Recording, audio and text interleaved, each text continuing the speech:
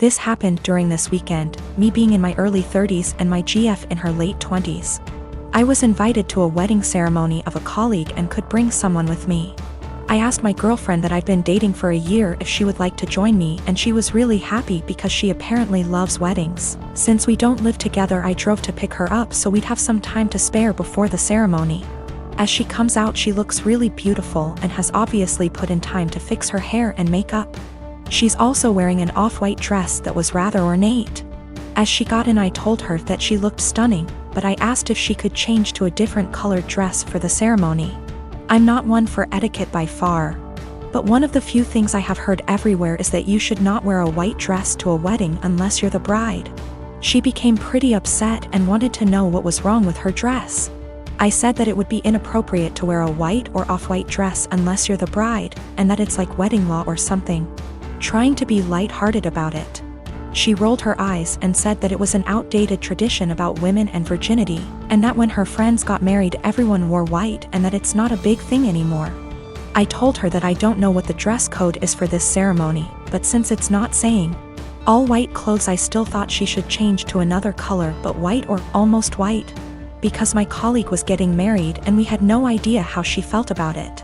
My GF became really upset and told me that I was trying to control what she was wearing and that it was abusive, which honestly made me really upset and hurt.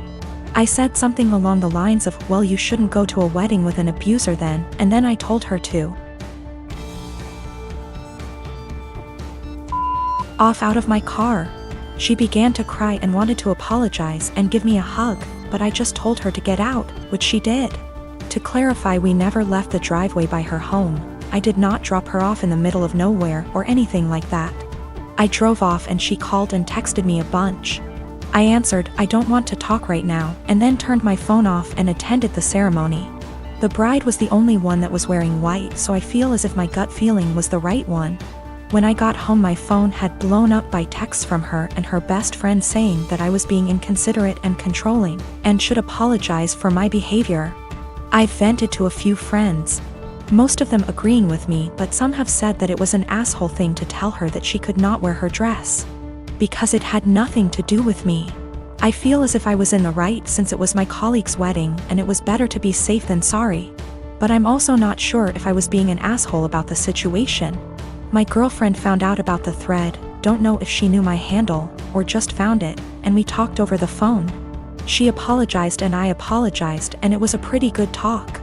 She asked if she could come over, and I said no and that it would be best for us to go our separate ways.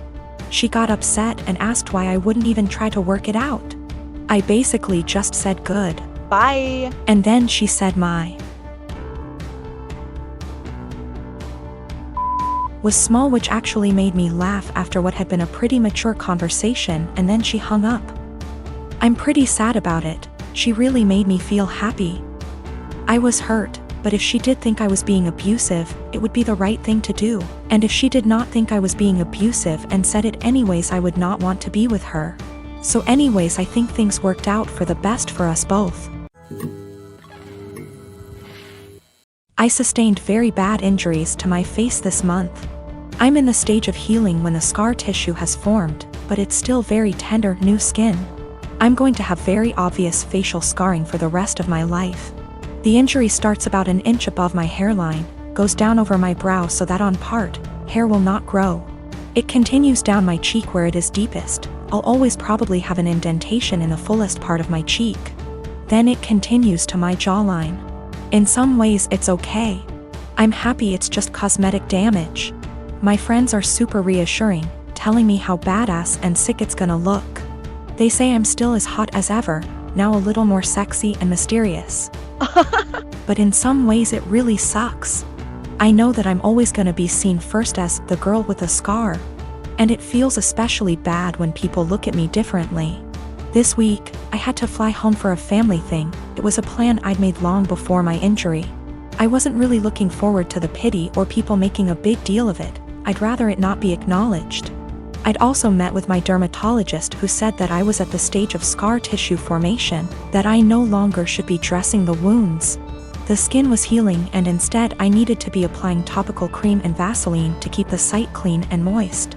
It also looks a bit ugly. The building scar tissue is very red and tender, and with the Vaseline over it, looks slick and shiny.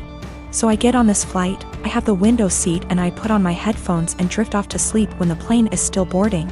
I wake up to this kid, maybe 4 years old, sat next to me, throwing a tantrum. I didn't catch the first part of it and I honestly couldn't understand what he was yelling about.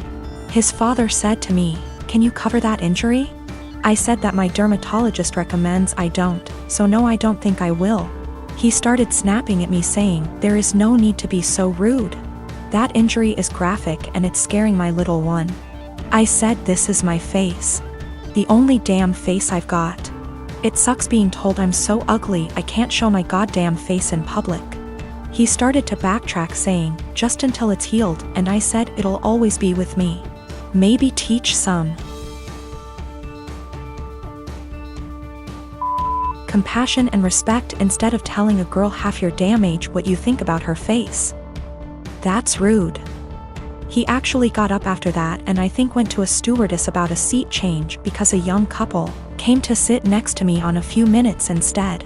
I've gotta admit I felt so low that I put on my sunglasses and had a quiet cry for a few minutes. I'm a 28 and I have a sister. For the sake of story, I'll just call Jane. Jane is married to Bob and they have 2 kids, boy and a girl. My niece and nephew are wonderful kids and no trouble at all. They fight as siblings do but nothing big. I love them. Now for about 2 years, I did live with my sister. It was a miserable time that really affected our relationship. She saw me as free labor, money and babysitting.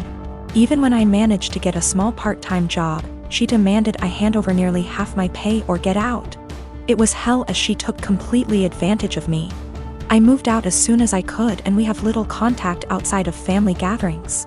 Now after I moved out, she started complaining how she has no help with the kids and never gets a break. I babysit sometimes but I have made it clear, just cause I am off work, doesn't mean I want an 8-hour day with my niece and nephew. Anyway, she started talking about how she wanted to foster a kid. Not a kid but a teenager. I pressed her for more info on this. She wants to adopt a teenager so she has a live-in babysitter for her kids. This is her logic. I want a kid around 16 or 17, you know, someone who may have been in the system for a while. They can share a room with your nephew. She only has a 3-bedroom house, or sleep in the garage. They can help me with housework, chores, cook, and help me with my business. She bakes and sells cookies, also babysit the kids so me and Bob can go out sometimes or have some alone time. They'll be so grateful for a home and won't complain. I won't have to pay them at all. And then when they turn 18, I can just sign up for another foster kid.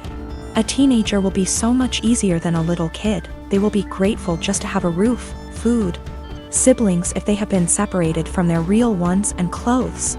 I was horrified. Told her it was a horrible idea. She didn't listen to me. She went on with it anyway. About a month ago, a social worker showed up at my apartment to ask me some questions about my sister. She had put me down as a character witness or something like that. I immediately told the social worker why my sister really wanted to foster a kid and how she treated me when I lived with her. The lady thanked me. My sister called crying saying that she wouldn't be considered for any adoptions or fosters. The social worker told her that they felt her home and her weren't a good fit. She asked if I said anything and I told the truth.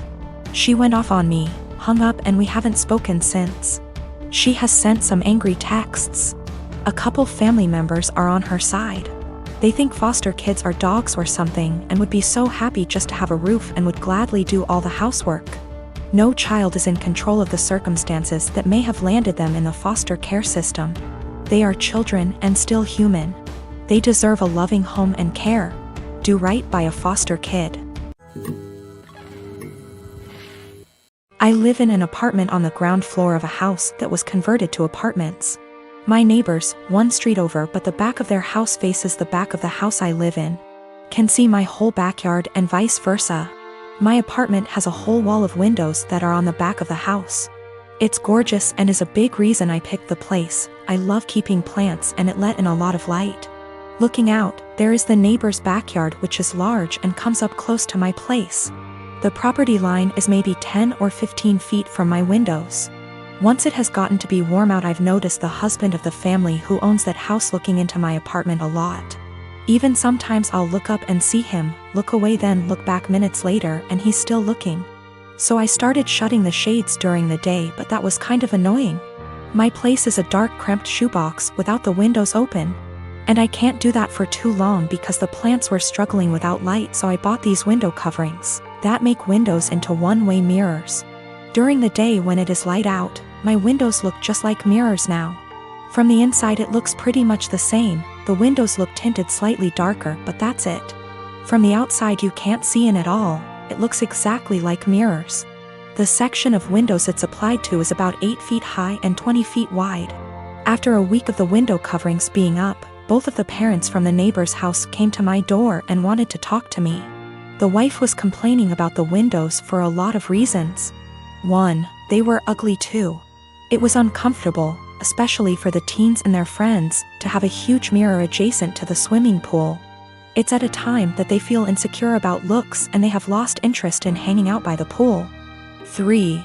In the afternoon and evening, it was reflecting a lot of extra sunlight into their backyard. They couldn't enjoy eating dinner on the back porch with the sun in their eyes. I said sorry about the inconvenience, but I wanted it for privacy. They both pushed back on that some, and I said that I needed privacy because of the husband starting. He started denying it in front of his wife, and so I took out my phone where I'd taken pictures and sent it to my group of friends. And showed her a couple pic tires of him gaping at my apartment and the texts from that time. He got mad and said he incidentally looked over, and the 8-foot by 20-foot mirror was a crazy overreaction. I said that I'd like to keep it, and that I was sorry, but frankly this was avoidable. I think they're both mad because they called my landlord, who brushed them off.